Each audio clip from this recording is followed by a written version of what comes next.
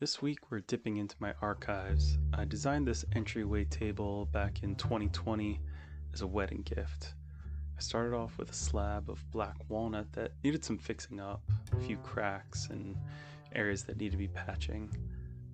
But first I wanted a way to make repeatable bow ties. All of the methods I saw online and jigs I saw left rounded edges and were set to angles that I didn't find pleasing. Modern glue is plenty strong to even hold flat stock in place, and the angle of the bow tie creates additional mechanical hold. If the wood expands, it pushes against the ramped edges of the bow tie.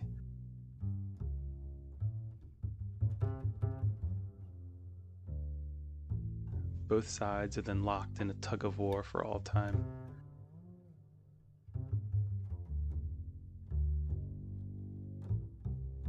The bow tie is held in tension, and therefore the grain must run in the long direction. A cross-grain bow tie will fail quickly. I made this table saw jig for cutting bow ties at a 3-degree angle. It's maybe a bit of a modern and subtle look for most, but I try to let the wood do most of the talking and reward a keen observer. And I'm also using the table saw because it's the most accurate tool that I have. I never tuned up the bandsaw enough to trust it.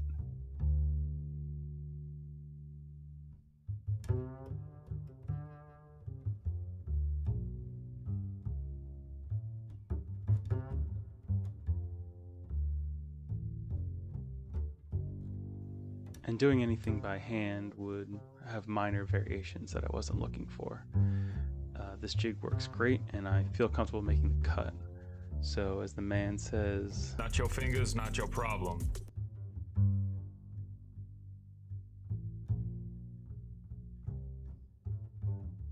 But obviously, using a bunch of clamps instead of using your fingers is the smart way to go.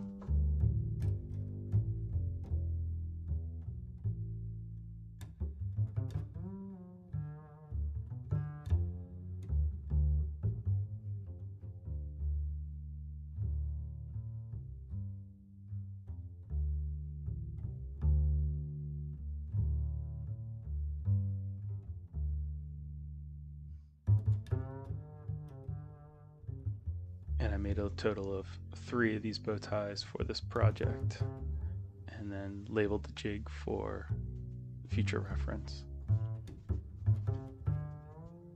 So once I have the bow ties cut out, I use a Forstner bit to remove the center and then chisel to the lines. This is a slow process, but the rewards of having a nice, clean, crisp edge speak for themselves.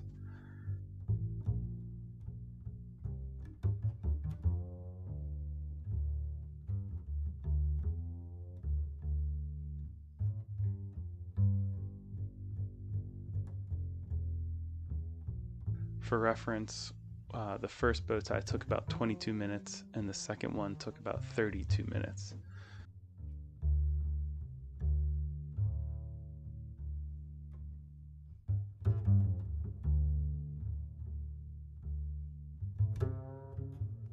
You'll see me taper the edge of the bow tie to allow it to seat into the hole a bit better, and also leaves a space for the glue to go once it's seated in there.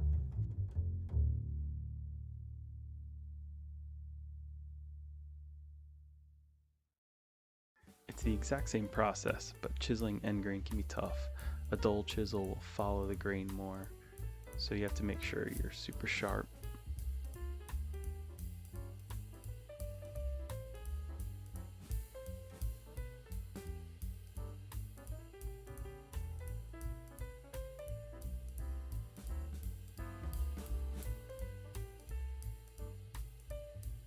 Making sure my lines are nice and crisp. You'll see the process of sneaking up. Right hand side there, you'll see the patch that I put in that is just shoring up that punky area in the end grain.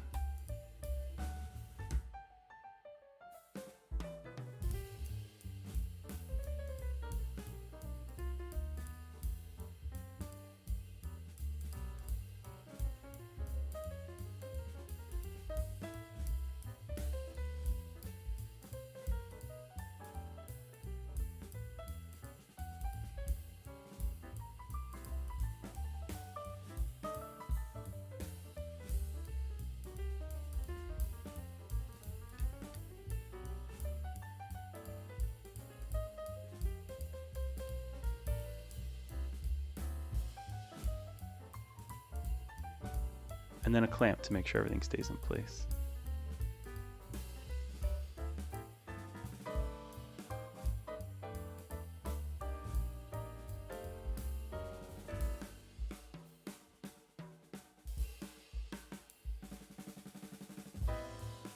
Here's a quick shot of one of the bow ties on the bottom. I wanted to make sure to stabilize the crap out of this piece as it was headed across the country to a different climate, and I knew I wouldn't be able to work on it once it left the shop. Then I worked on the legs, which were pretty simple, just dovetailed corners, basically a rectangle box.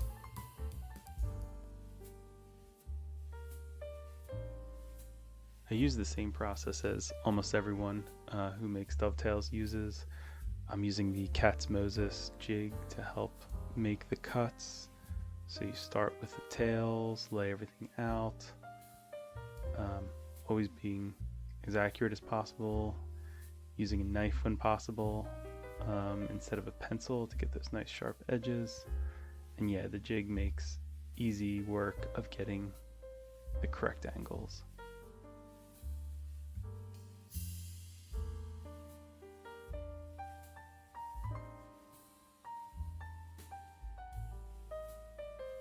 And then just rinse and repeat for all the 8 corners of the 2 legs. Here I'm laying out the pins of a homemade jig that holds the pieces in reference to each other.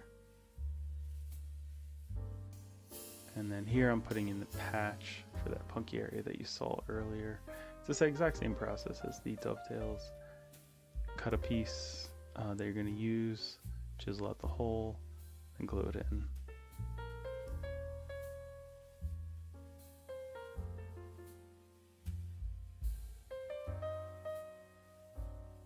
Right here you see me doing a process called deading the wood. It's just kind of compressing the wood fibers so that when they get into their final place and absorb the glue, they expand and lock everything in.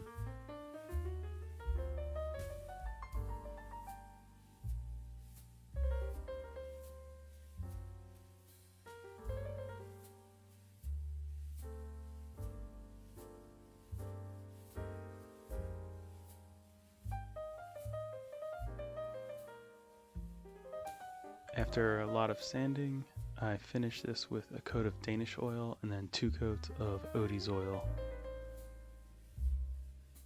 Figure of the wood. Here's where you can really see all the grain pop in the figure of the wood.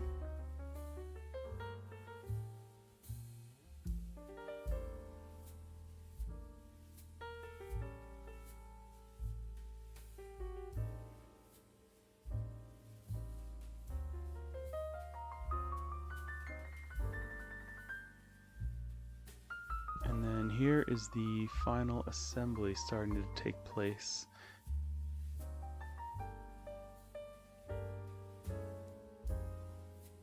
And kind of get a better look at the curly maple legs before I attach them to the top.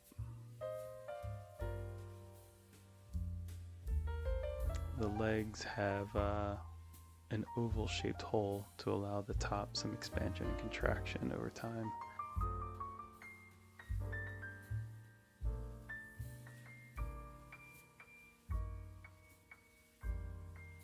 There's a walnut shelf in the center, and that has a wedged through mortise and tenon joint holding that together.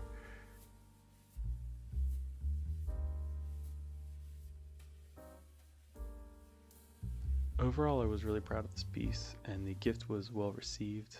Here's just some stills during the process of the dovetailed legs.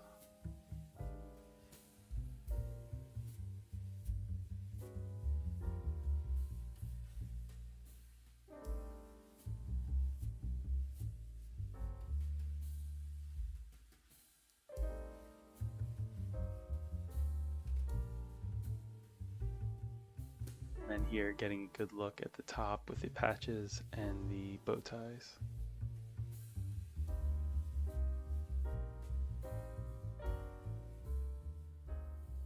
Thanks for watching. I'll see you next week.